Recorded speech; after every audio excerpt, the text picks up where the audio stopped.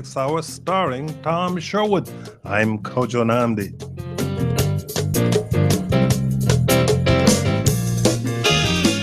We're joining you from WAMU 88.5's Black Box with a studio audience of people ready to ask questions. Can we hear from you, please? Can you shout, applause, do something?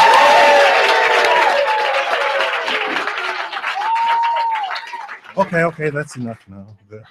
Now you know they're here for sure, but you can join this conversation at any time by calling 800-433-8850, going to our website, kojoshow.org, watch the live video stream, see if you can recognize anyone in the audience here, someone who should be at their job right now, who is here instead. And of course, Tom Sherwood is our resident analyst. He's a reporter for NBC4 and a columnist with the current newspapers. Tom Sherwood, welcome. Good afternoon. Great space here. And joining us in this black box space is Adam Eidinger. He is co-owner of Capital Hemp and the social action director for Dr. Bronner's Magic Soaps. He is the activist who proposed Initiative 71, which legalized marijuana in the District of Columbia. Adam Eidinger, thank you so much for joining us. It's wonderful to be here. Yes, we'll be talking about a number of things with Adam Eidinger that he is particularly interested, but Tom and I usually begin by talking about some of the latest events in the news. Yesterday, we had on the show former D.C. Mayor Vincent Gray, who announced on the broadcast that he will be running for the Ward 7 council seat that he held some years ago. It was his first venture into elective office, but after he lost to Mayor Bowser in the election of 2014, he has decided, and after the U.S. attorney dropped the investigation into the shadow campaign of 2010, he has decided he's running again. You know, this is his lifeblood, to be in politics, to be in, he'll call it community service, where he was most of the time. But Mayor Gray feels severely offended by what happened to him, both in the prosecution of the case and the losing to Muriel Bowser. He was a very popular mayor in many respects, did a lot of things. When he succeeded Adrian Fenty, a lot of people thought, oh, well, we're back to the Marion Barry days of government politics, and he proved to be different on a wide variety of issues. But the prosecution scuttled his chance to win re-election, and he lost, and now he's going to start again. The uphill climb began yesterday right here on the Kojo Show. Well, it's going to be impactful on the composition of the council, because Mayor Muriel Bowser is trying to get her agenda passed by the council, and she's been running into some obstacles. Yvette Alexander, the incumbent in Ward 7, is one of the people on the council who Mayor Bowser can count as a supporter. Talk a little bit about how this can shake things up on the council. Well, Yvette Alexander also was a very big supporter of Vincent Gray when he was mayor, and now he's kind of not doing her very much of a favor by running against her. It's kind of like what Marion Barry said when he ran against two supporters on the council, Wilhelmina Rolark and Sandy Allen. He said it's politics, it's not personal. Yes. And that's what this is with him. But she did, Yvette Alexander has been very supportive of the current mayor. And you asked him, and he said yesterday, Gray said that he would not go on the council just for retribution and to block everything Muriel Bowser does. But again, this is not far less about Bowser. She needs more members of the council to support some of her programs. He will not be one of those people she can reliably count on. Adam Eidinger, feel free to weigh in on any of this as a former candidate for office yourself. I hope people are watching the stream. Well, I'm thrilled you are letting me weigh in on this, because, you know, for the marijuana community, for the medical marijuana patients, losing Yvette Alexander would be a great loss. She's running the program, essentially. She's holding them accountable at the health department, and she has a good relationship with the mayor, which is good for the program to run effectively. Mayor Gray has lost the trust of half the city. I mean, the western half of the city, I think, is just, you know, really, they don't trust him. I don't trust him. Talking about the white half. I'm talking about the white half, and I think even in his own ward, there's a lot of mistrust. One thing I want to add is that because of something he didn't do when he was mayor, which is appoint people to the Board of Elections, our minimum wage initiative now, which I'm on the steering committee of, is being held up in court. And all we need is the mayor to do their job and appoint people to the Board of Elections on time. But he played games with it and didn't appoint people on time. And now every elected official since 2013 and the ballot initiative we did, Initiative 71, is in jeopardy. Well, the judge's ruling is being challenged by the Board of Elections because there's apparently a 1998 DC law that said that people can serve on the board indefinitely. But Tom, do you get the impression here that Adam Eidinger is not going to be supporting the candidacy of Vincent Gray? Well, I think, Adam, your license tag is what, 420? Correct. That's a low From the mayor. license tag, and it represents marijuana. What is it? I forgot. It's marijuana friendly, is what it And means. where did you get that license tag? I got it from Muriel Bowser the same day that she passed her social ban Okay. in the council last March. It was sort of like, I know I'm screwing you over, so here's a license plate. And I have to say it worked, because for a long time I was like, I got this amazing license plate. Just since this is the politics hour, just for the politics of it, you're on Muriel Bowser's side at this moment. I am. And apart from the good things you say Yvette's doing on health issues, Which I'm sure Yvette appreciates. but you don't want Gray. You have to support You're going to support her, right? I mean, you're not have to. It's That's not just right. that. It's the whole like, you run a campaign, and I ran a campaign for the initiative, and we were audited 3 times by the Office of Campaign Finance. And what they said to us afterwards, they said, it's hard to believe, but you guys are the best organized campaign in the city. No other candidate has their finances as well organized as you guys, and we're the stoners. And I look at Mayor Gray, and I was like, if you can't run your campaign and know that there's someone spending more than $500,000 on your behalf, and you don't know about it, and it's illegally raised, how the hell are you going to know about the multi-billion-dollar budget that we have in this city? He doesn't deserve to be back in office. I'm sorry. And I like a lot of people who support him. They're good people, but they really should look for another candidate. We could do better. If you have questions or comments for the stoner, Adam Eidinger, you can call. Should we ask whether he's stoned now? 850. Are you stoned now? No, I'm pretty sober. 800-433-8850. You can send email to kojo@wamu.org. Before we get to some more specific issues, apparently DC United soccer team, in its enthusiasm to support statehood for the District of Columbia, decided that on their new jerseys they should have the city's motto on it, but somehow or the other Adidas apparently bungled the motto, and it came out on the tape inside of the jersey saying, "Without representation, taxation." This is well, if you put a comma there, it might work. This is a Twitter version of the no taxation without representation. But it's publicity for the statehood effort. I think it's a good thing, even though the wording was horrible. And of course, the coach of that team, Ben Olsen, is a big supporter of statehood. On this program, I'm more concerned about how that stadium looks. It doesn't look like a $150 million stadium to me. It looks like a place for Little League football. You have said that before. Adam, do you like the new jerseys? Do I like the new jerseys? Yes, the DC United jerseys. You're not a soccer fan? I'm not a big soccer fan, no.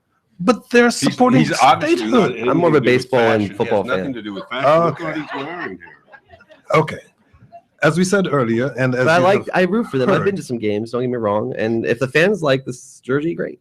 And as you have heard, Adam Eidinger is known as the advocate who got marijuana legalization passed in the District of Columbia. It's a fight he's been waging for decades. But you've shifted gears to focus on workers' rights. You've even said you'd give up pot until the district instituted a living wage. So I repeat the question Tom asked earlier. Are you off marijuana? Well, that was like a week-long experiment, so no, I'm not off. But it was a good way to get people to focus on this issue, and that was the whole point, was that there are other issues besides marijuana, and I'm thrilled that we have increased voter participation from people under 30. Now let's pass the minimum wage increase that's long overdue. And I should remind the members of our studio audience that if you have a specific question for Adam Eidinger, you can raise your hand at any time, or if you care to comment at any time, you can raise your hand. Of course, if you're listening on the radio, call us, 800-433-8850. We mentioned this, the DC Board of Elections, fighting a judge's ruling over expired terms of 2 of its members, came out of a push for a public vote on raising the city's minimum wage, the issue that you're looking at now, Adam. The immediate effect was to throw a monkey wrench into plans for a minimum wage ballot measure, as you mentioned, but it goes beyond that. What do you see as the possible repercussions of this? Okay, so I'm familiar with the process of collecting signatures. We need to collect about 60,000 signatures to be safe to get this on the ballot. It takes time. It took the cannabis campaign about 9 weeks to do that, and a lot of people thought that was impossible in 9 weeks. Right now, we probably have only about 9 weeks if everything goes smoothly. And I'm very concerned we're running out of time. And so this is urgent matter. There is going to be a decision on Monday that's very crucial to this. And we'll find out then if the city is winning this or not. I mean, this is the city and the DC for 15 campaign on the same side versus the Chamber of Commerce. To be clear, Harry Wingo brought the lawsuit. He was the president of the chamber at the time. And, it's about greed. We can afford this. It'll spur actually a lot of economic development to have put more money in the pockets of working people who can't afford basic necessities. And I think it's time for basic necessities to be the issue. And we can afford it. I own a business in town. I employ people. We can afford it in this town. Who will be subject to the $15 were it to pass? What about federal workers who make less than $15? Well, it doesn't apply to city or federal. Because we can't affect the budget of the city. That's one of the restrictions on ballot initiatives. It has to be businesses based in the district. Yeah. Why are we having to do a ballot initiative at all? Why doesn't the city council just pass it? Why don't they just do what Los Angeles did? Or why don't they do what, San Francisco is doing or Seattle? I mean, we're a big city. We can afford it. I think it's shameful that our city council won't even bring up the subject at this point. That's what's forcing a ballot initiative. Some of them are saying that, well, this council in the last couple of years has expanded sick leave. It now has a measure to tell companies they have to schedule part-time workers 2 or 3 weeks in advance. The council is considering a family leave act that would lead the nation for 16 weeks of paid family leave. The minimum wage is already what, $11.50, or it's going to be. It's 15 by 2020, though. We're not talking about 15 today. I mean, this has been looked at by economists. 3.5 years away. Sure. So the issue is some of the people saying they agree with all of these. Even the mayor said she likes almost every one of these, but she's concerned about the business climate of the city. That if you get too far ahead of the rest of the country. The issue is campaign finance, Tom. These guys in the council are all reliant on big business interests in the city, and they're opposed to this. All these other issues, if you are a business person, in terms of how many. If you're a politician and you rely on donations from big businesses, from the rest, you don't want the restaurant association to come against you. But what about the issue? I mean, this is about tip wages. The restaurant association is going to spend $5 million trying to defeat this. Okay, why would they spend that much? And so they're working the council, and they're going to work the public. They're going to try to confuse. So would everybody. A waiter or a waitress or wait persons, that person would make $15 an hour, and we would do away with the lower wage. There wouldn't be the lower tier, minimum wage for service people like waiters and waitresses, because they are thought to make tips. So would that go away? And by 2024. So 2024. So that would be phased in a different timetable, and by 2024, we might phase out tipping. But they're some of the lowest paid people in the city, aren't they? It's exploitative. We have people that are working full shifts and not even making minimum wage now because they are tipped workers. And it happens when the business starts to fail that the workers, it's on their backs first. I think we need to really look at dignity for workers, every worker, not some of the workers or half the workers, every worker. The good thing about having David Grasso in the room, the at-large city council members, that even though he doesn't join the broadcast until later, he can respond to issues right now. David Grasso, the council has been accused of being cowardly when it comes to the $15 an hour minimum wage, because you won't bring it up. Yeah, Kojo, thanks for having me on, and good afternoon, everybody. I'm glad to be here, Tom and Adam. I think Adam has a way of saying things sometimes that he doesn't really intend to say what he's saying. Sorry. In this situation, the DC Council has actually been at the forefront, and the mayor's been at the forefront of a lot of these issues in the country. And the issue here is one that is a national movement that I respect and think is a good movement to have. The reality is, though, that it's a way to do this so that it's not too much piling on, so that businesses can manage it and be prepared for it. And that's why you phase it in, and it's graded. As you move forward, you do this kind of thing. And I'm fully supportive of a living wage. In fact, we moved a living wage bill a number of years ago. Mayor Gray at the time vetoed it in the hopes that Walmart would stay in the District of Columbia. That bill then failed when the veto override wasn't successful. So, I think you can place the blame on the government a lot, and I think that's fair. In fact, we're the ones that make decisions. But ultimately, in this area, the DC Council stepped up to the plate and passed a minimum wage increase, passed a living wage increase, and is trying to move the District of Columbia to a new place and treating our workers. So I'm supportive of it. I think it's the right place and the right time for everything, though.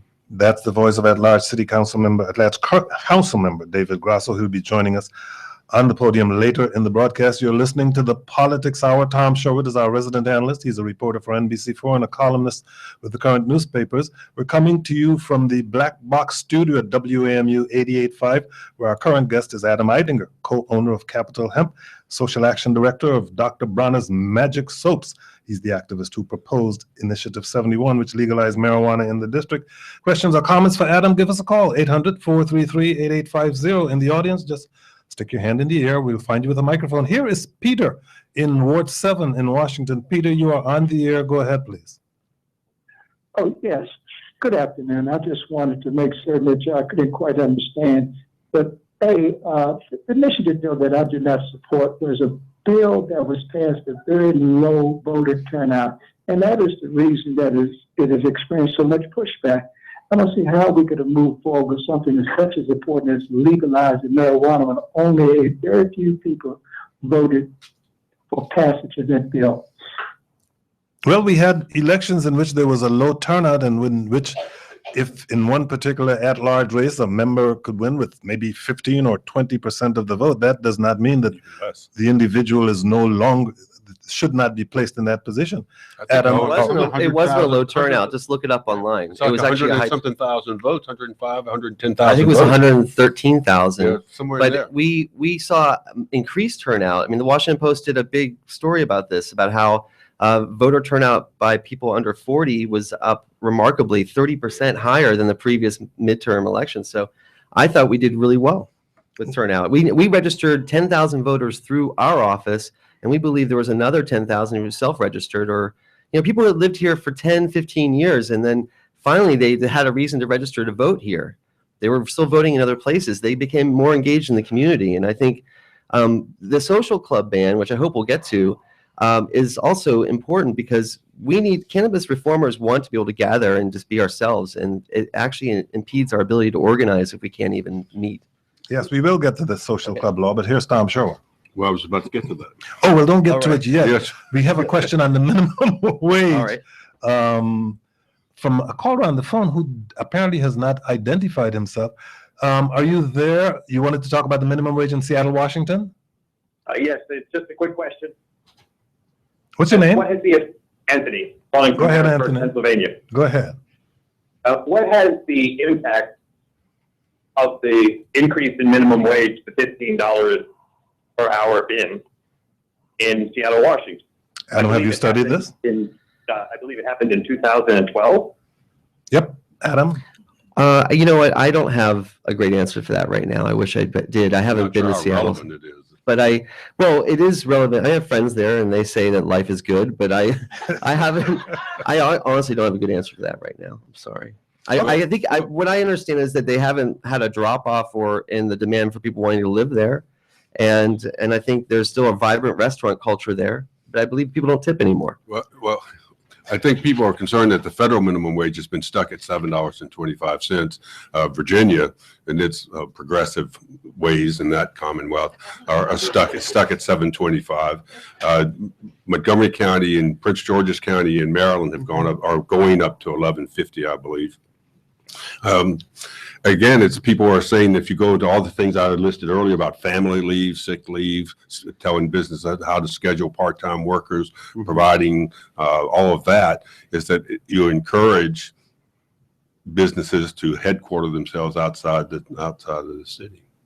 I mean, nothing's like cash, Nothing's like just giving the person more money and letting them decide what they want to do with their own money, instead of saying, hey, we're going to give these benefits, but why don't we just pay people fairly in the first place? I agree with what you're saying, but I know the council's doing a lot. But I'm not saying I even agree with what we're I only said. at this point because they won't put $15 an hour up for a vote right now in the council. That's the only reason we're at this point, and we know the voters will support it. And we know the public. If the public's willing to support it, why aren't we doing it? And I'm saying it goes back to campaign finance. Bernie Sanders is right. I watched the debate last night. He's absolutely right. You can't trust politicians who are being paid off by big business. They're going to ultimately do things not in the public interest when they get into power. Over and over again, we see this. So we got to look at where the supporters are of these candidates, and that should determine our support in many ways. Earlier this week, a lot of people expected a big showdown on private pot clubs, which Sherwood wants to talk about, but the DC Council decided not to vote on the question. Instead, they're appointing a task force to study the issue. What would you say is a reasonable compromise between those who want to legalize the pot clubs and those who want to proceed more cautiously? First of all, I want to publicly thank David Grosso and the rest of the council, the entire council, for coming to the conclusion that there was a compromise. They were going to ban this, and now they're going to study it. This is a huge development for the marijuana community. This means that we're still on the path of reform. And I just want to thank you. I mean, I very sincerely want to thank you. There was a lot of anger on the part of the cannabis community, of people who support District 71. A lot of things were said. There's good relationships between the cannabis community and the city council here, and the mayor even. I mean, we met with the mayor for 45 minutes over this. You know, she is saying things privately that are wonderful, but publicly, I don't like what she's saying. You know, What's she saying privately? Privately, she's saying, I want to tax and regulate. Just do it. You know, she's very much in favor. Privately, she's saying, can't we do something to give people who can't use cannabis at home a way to do it legally outside the home? Can't we figure out a way to do this? Like looking at her advisors, you know, at the meeting. So I think that's what she's saying privately, but publicly she's saying, I wanted a ban and they didn't do it, and I'm still for my ban. And it's like, why? You know, like, you're good on this issue. You fought Congress and won. And now it's just a matter of giving us a place to go. We don't want to be treated like second class. And I think we've been really good about not opening up wildcat clubs in the city. We've been discouraging that as a movement, because we think this council will do the right thing. The chief has said she would shut those down. Well, I you think haven't opened them, of course you'd be arrested. Yeah. Tom, is the task force the Washington Task force is the go-to response? Yes, it is.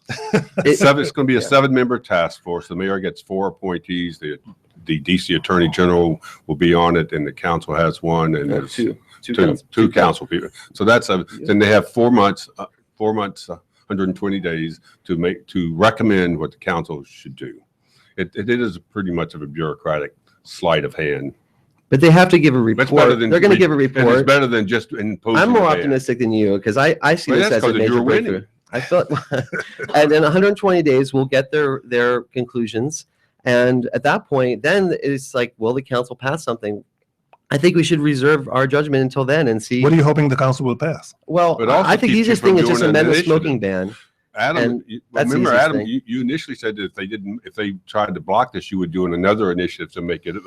Correct. Yes, I was threatening a referendum. By the council has preempted that. You can't go forward with that because now you're into this task force, and you guys even aren't on the task force. Well, I trust Brianne a lot from Ward 1. I think Brianne Nadeau is the council member representing Ward 1. And she really was the first dissenter in the council, I think, to sort of get this to go another way. And I think she's, I trust her, and I trust David too. I think that hopefully he'll be on the well, I know you trust him, but if after the task force completes its mission, they come back and reinstate the ban, will you then launch an initiative to overturn the ban? Yeah. And maybe for 2018. And you know what else we should do? We should do term limits, because, and we should do some other things. I mean, look, folks, we don't have. Wait, I got a major point here. There are two branches. There are 3 branches of government in most states, right? This is a unicameral state or district. We have a mayor and we have a city council. The third branch that most states would have is you. It's the people, and we have an initiative process for that purpose. So if you don't like a law, or you want it to be overturned, or if you want a law passed, it's not getting passed, propose it, organize it, do it on any topic. Let the voters decide. That's the most direct democracy we can possibly have. Under the law, you can't require the city to spend money. I know, but we could do a lot still. But it can't be any topic. You got a question from a member of our audience here. Yeah. So forgive me for my unfamiliarity with the task force and what they plan on doing to study how they are going to proceed with this. But would it be effective to do a case study where we look at, clubs and bars that are currently legal for alcohol, look at the number of car accidents, fights, belligerent behavior that happens from alcohol use, and maybe do a comparison to a cannabis club and maybe follow, over these next 100 days and see what behavior follows these people after. Because I can assure you they might just be going home, eating, and sleeping. Well, do you have experience with this?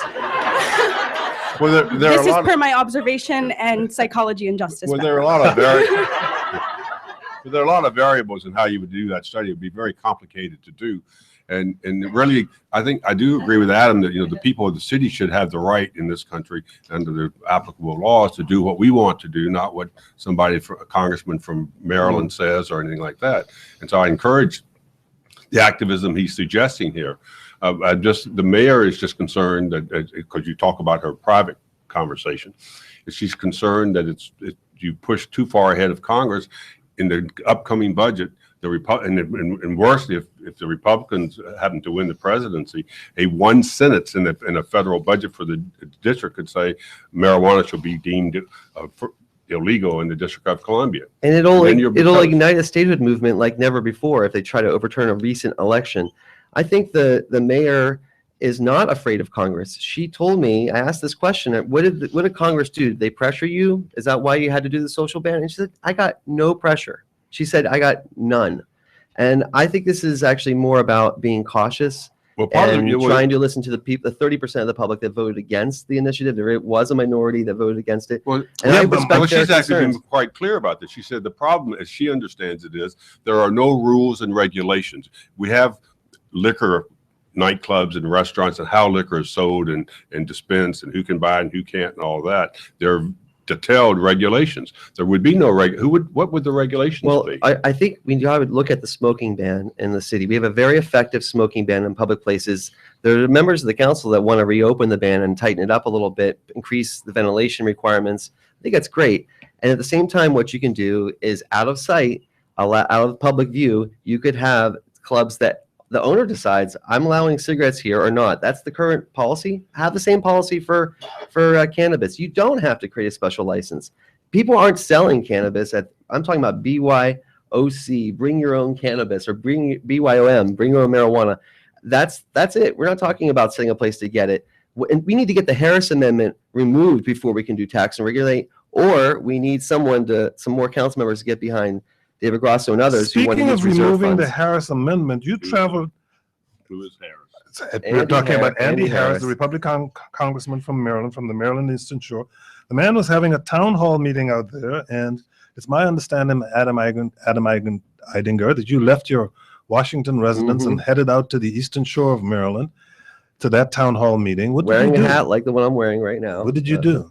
Well, I went with just some friends, and we went to a town hall meeting, and I simply asked a question if he supported federal marijuana legalization, and he came out and said, marijuana is dangerous, and it's terrible, and he just gave a rant. And then I interrupted him, and I said, the voters of Washington, D.C. approved this.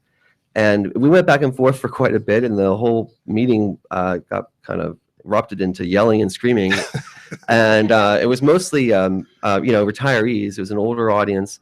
And then later, we did a Q. I walked up to him and asked to talk to him. I was waiting in line, and someone filmed it. And I asked him. I said, "Why don't you just support DC statehood? What's your problem with DC having equal rights?"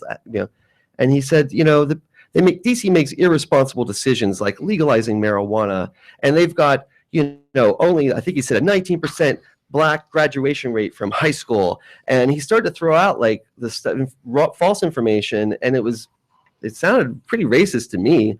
And I know Black Lives Matters folks were freaking out when they on Twitter about it right afterwards when they saw the video. So it was sort of like, dude, you are so out of touch, and you're so mean. Like, we're just Americans like everyone else. We pay taxes. You should be sympathetic to that.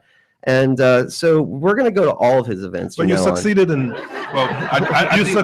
not being kicked out of the meeting, but right now we're about to kick you off the broadcast. All right. Can we just say his birthday is February 16th, and we're going to be there. So whether we like it or not, the U.S. Constitution gives Congress full legislative authority over this District of Columbia. That's what the people who want voting rights want to change. But for Andy Harris to be involved in our business, it's not illegal. It's not an outlier. It's not that. Kay Bailey Hutchinson once told us when she was senator from Texas, she said, when I asked her about voting rights, she said, but we have 535 people looking after you. I said, that's a plantation. Anyway. Adam Heidinger, thank you so much for joining us. Explain all this naked man on this. Adam's handing out stuff. Well, I mean, this is a Phrygian hat. We will raise money. And I'll this is have for Kojo Andy put this Harris, hat okay? on if you guys donate more. And, you know, Get him out of here. Adam Heidinger is co-owner of Capitol Health Thank and you, the social Capitol. action director for Dr. Bronner's Magic Soaps. He's the activist who proposed Initiative 71, which legalized marijuana in the district. Adam, thank you so much for joining us. I'm channeling Donald Trump. Get him out of here.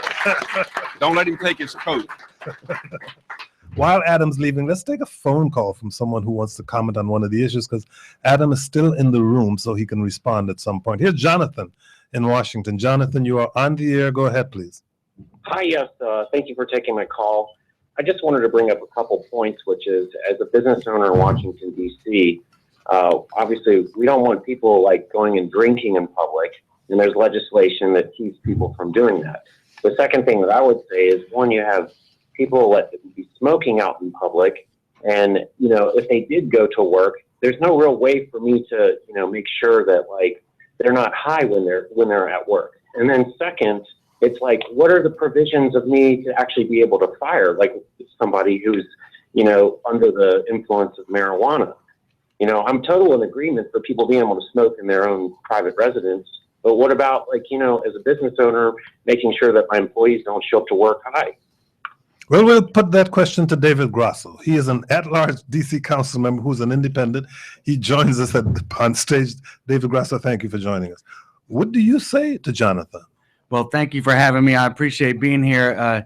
It's kind of tough to follow Adam. I don't have as many gimmicks, and I'm trying to do the best I can on the council there. Adam, hopefully you can get behind us more and more as we move forward, really progressive ideas here. Good luck with that. Columbia.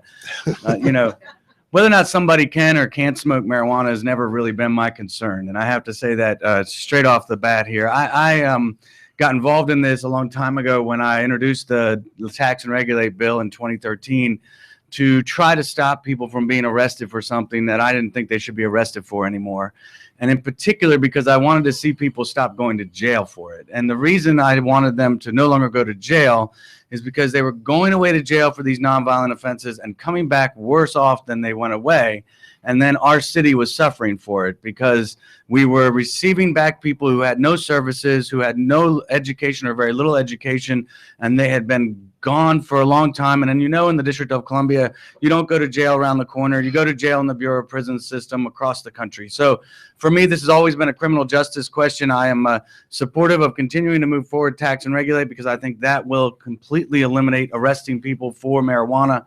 And I think we need to revisit the entire question of the war on drugs and eliminate it in every area that we can because it's such a failed federal policy. Well, decriminalization of marijuana, in fact, has helped that, and the arrest rates have plummeted, and that's a good thing, particularly African American young men who were the targets, and police were using the smell of marijuana to stop and frisk, jump outs, and all kinds of different things. So you've made great progress there.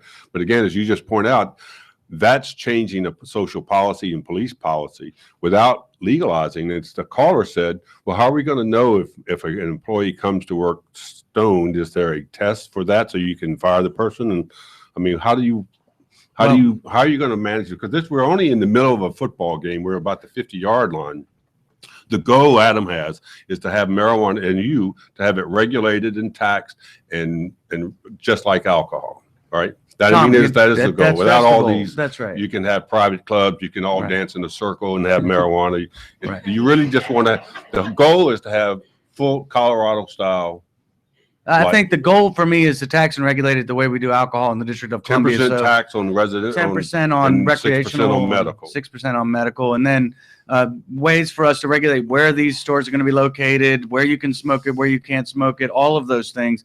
And if Andy Harris and Congress would start treating us like real full citizens, we would be able to do this already. Under your idea, would we be able to have marijuana here while we're doing this today?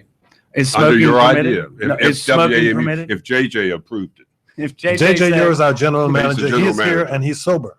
If JJ's here and he's sober, we haven't done any tests. But anyway, but I mean seriously, would we be able to have a marijuana radio program? Well, Tom, if JJ's here and he's sober and he's making sound decisions about the policies at WAMU, there's nothing in a private establishment right now from stopping you from allowing cigarette smoking. You can make that decision if you want to right now.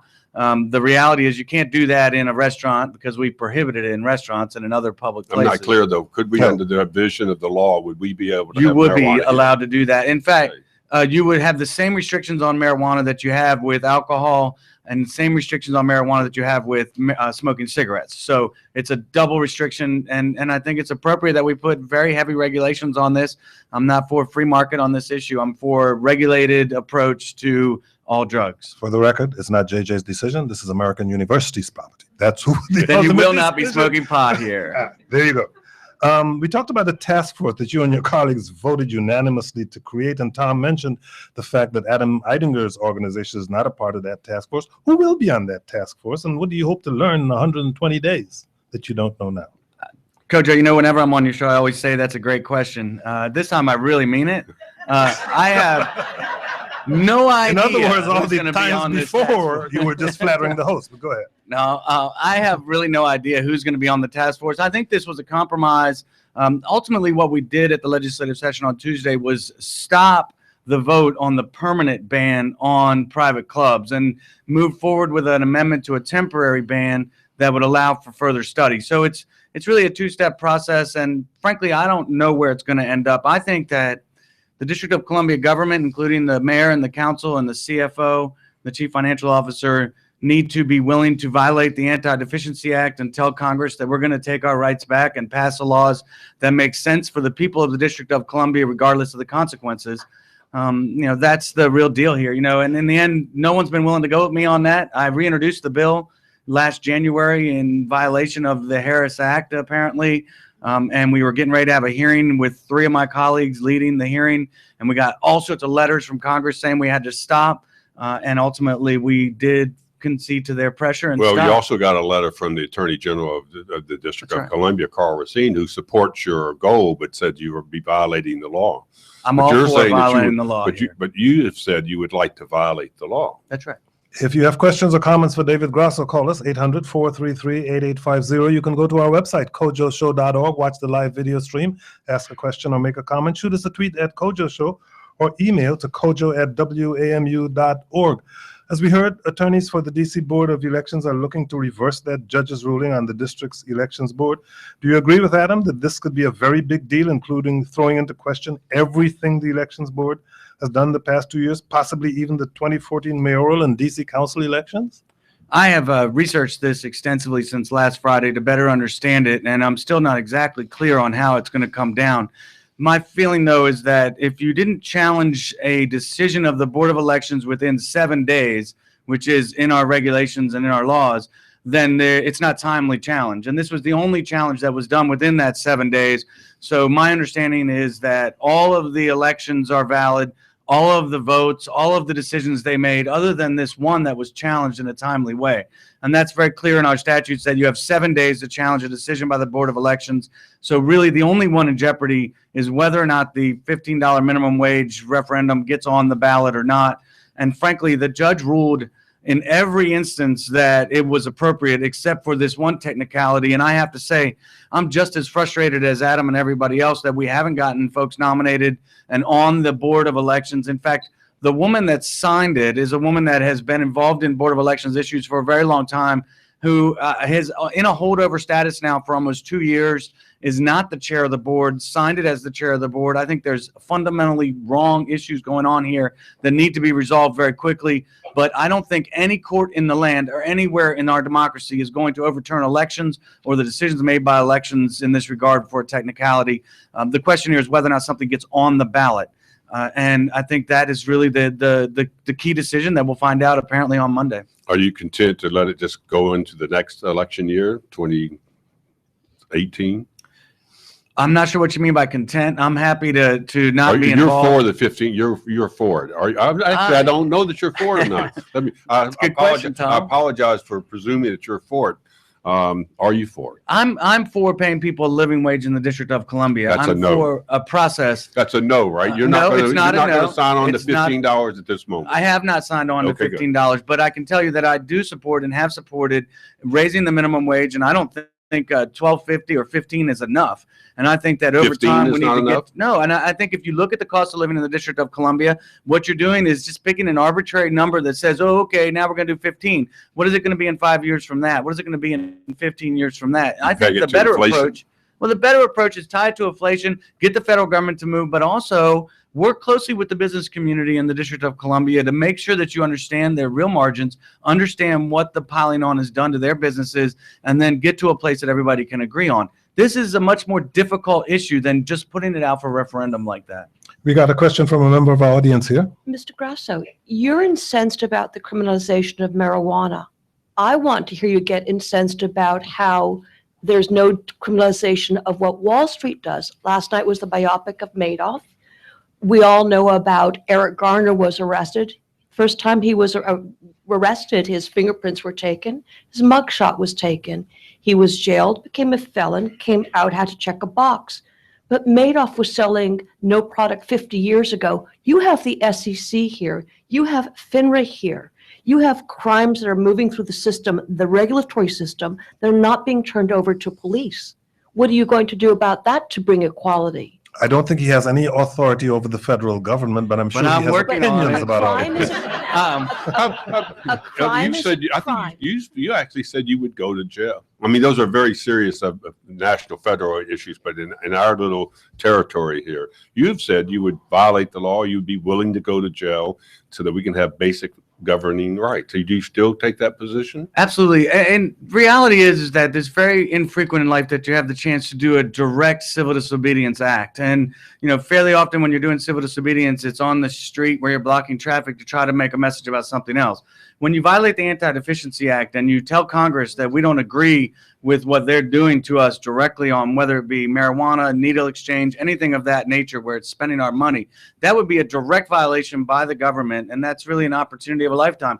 And then I really believe, and frankly, just to be clear here, Anti-Deficiency Act has never been prosecuted in the history of this country. It would not be prosecuted, but I would take the chance because I believe that then the people of this city and the people of the country would step up and recognize just how poorly we're treated here and how we deserve 2 senators and a voting member of the House. We ought to say what the Anti-Deficiency Act is. It's inappropriately spending money. Right? That's right. It's just saying you can't spend money under the Anti-Deficiency Act unless it's been appropriated by the government. And because we're in a second-class status, we have to get all of our money appropriated by Congress. We don't agree with that. We've passed the budget autonomy referendum and have been acting in accordance with that.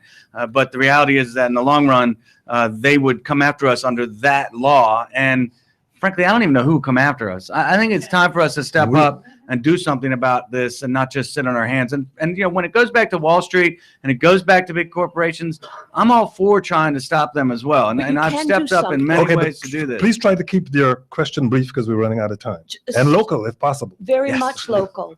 Financial consultants are regulated on a state by state by state. Right. DC has the DISB. You can do something about it for the people that work out of DC. A crime is a crime. If a person shoots someone in Northeast DC, it makes the news. What, pray tell, is a DISB, David Grasso? This is the Department of Insurance, Securities, and Banking, which is a department that does regulation of insurance industry as well as banking industry. And, I hope that Carl Racine is listening to what you're saying. I think he is ready and raring to go when it comes to prosecuting people like this and making sure that they're held accountable. It's just the industry where you've recused yourself a couple times. There's some industry you've recused. That's not. I got it mixed up with another. Okay, good. Another question or comment? Yes, I am a veteran of the 1970s home rule legislation, and I'm wondering how taking out front, rather than say extreme, stand on things like minimum wage and marijuana use and all these things, how this integrates into a nationwide attempt to get voting representation for this city, because we worked with a national network to get the home rule legislation passed. And my travels around the country tell me that people are totally ignorant about the situation of the district vis-a-vis voting and representation? I think that's a great question, is how do we continue to elevate the conversation by using national issues to do so? One of the interesting angles that we'll have an opportunity to do over the next couple of months is a paid family leave program. You know, I introduced a 16-week paid family leave. It is not the norm throughout the country. It's really on the cutting edge. If we can get this through the council, then it will be going before Congress, and Congress will have to take a stand and have to think this through. It is on a national movement, though, and so you will begin to see if they undercut our efforts here, if they in any way try to step in there, just like they have with marijuana, which it has elevated the conversation. It's not simple, though, and I would challenge the people of the District of Columbia to step up and understand this as well. It's not just about other states. It's about the people here and engaging in this city in a way that you really can to actually elevate the conversation. The day that we have 10,000, 15,000 people regularly showing up on the steps of Congress or at the front door of the White House is the day that we will actually get full rights in the First city. thing we have to teach people in other states is that our motto is not without representation, taxation. Former Mayor Vince Gray will run again for his old Ward 7 seat. There's a lot of talk about how the split between Bowser allies and opponents will affect November's council races, including your own at-large race. What's your thinking about this? Kojo, I'm really concentrating on my race. As you can imagine, I am not going to be getting involved. I'm running for re-election in November as an independent. I have made a good start of it, but still have a long way to go. In the long run, I've worked with both former Mayor Gray as well as Councilmember Alexander really fruitfully for the people of the District of Columbia. So I'm going to try to convince people in Ward 7 to vote for me and continue to do what I can to prove that. There's a difference here because you're running for re-election as an independent, right? Yes, sir.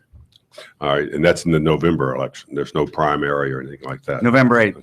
Okay, but 2 years ago, or actually in the last couple of sessions where there have been special elections for the council, you have been one of the few council members to go out and publicly endorse people. I think you endorsed Alyssa Silverman.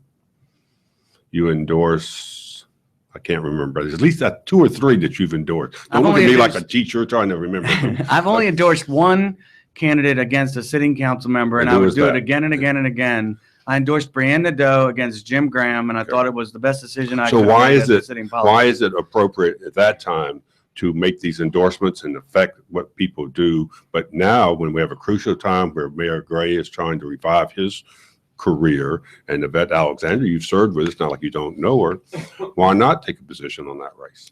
I think it's a different position when I'm actually running and asking for people to support me at the same time. And I think it's smart for me to make sure that I've got all of my ducks in a row, make sure that it's strategic, but it's also, I think, appropriate for the timing of this year. I'm also not saying I won't get involved. In the end, you never know what I might do. I'm the kind of person that thinks through these things, tries to understand what all the different angles are, and then make the best decision possible. The mayor had Fresh Pack, and she was going to use that, and that she would love to have that Fresh Pack now for these campaigns to help Yvette. Do you expect the mayor to support you in your race?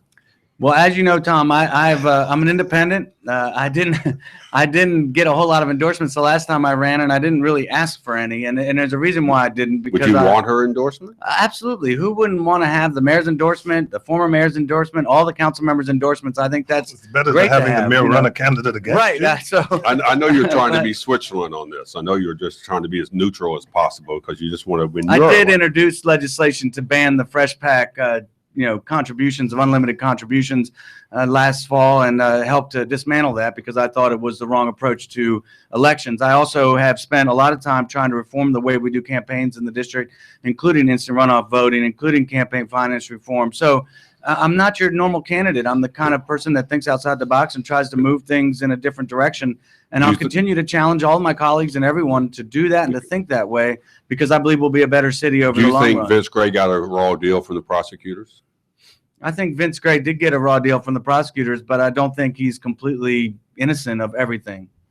You are the chair of the council's education committee. Starting next fall, nearly 4,000 students, according to the Washington Post, in some of the city's poorest neighborhoods will attend school year-round. It'll give them 20 more school days per year. Is that something that you support?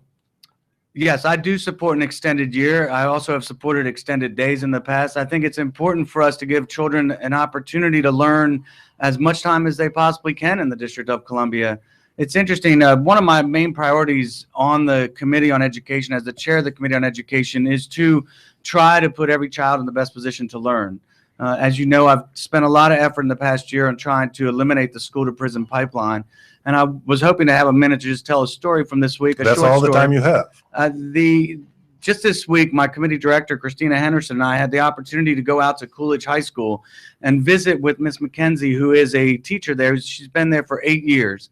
And she's doing a restorative justice program in her school that is a remarkable approach to how to make students feel more at ease, to make students feel more comfortable in the learning environment.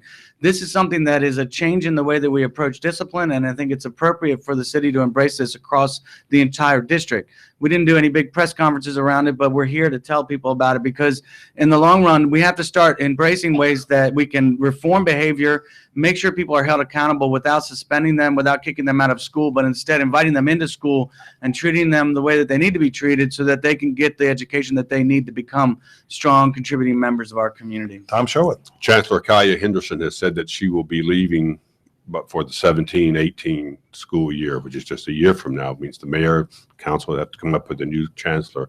How has she done? Do you support her? You're running for office. You can support the chancellor, right? Yeah. You do support the chancellor. I love the chancellor. All right. Any ideas of where you go next after this chancellor? To start with, I think it's not correct to say that she's leaving. I think that she hasn't made up her mind. She And in said fact, it publicly. we just renewed. She said she's going to consider her choices. I You was don't just know talking to Russell's her the other day. persuasive powers, buddy. And in fact, we just renewed her contract and gave her a little bit of a raise for the first time in a couple years. And it's important, I think, that we recognize how lucky we are to have Chancellor Henderson in the District of Columbia, somebody who is consistently trying to improve not just everyone's education, but also drilling down into specific populations, which I think is extremely important and will move our city forward. I support Chancellor Henderson, and I will continue to do so. That's about all the time we have. David Grasso is an at-large DC council member. He's an independent. David Grasso, thank you for joining us. Thank you all very much. Tom Sherwood, he's our resident analyst. He's a reporter for NBC4 and a columnist for the current newspapers.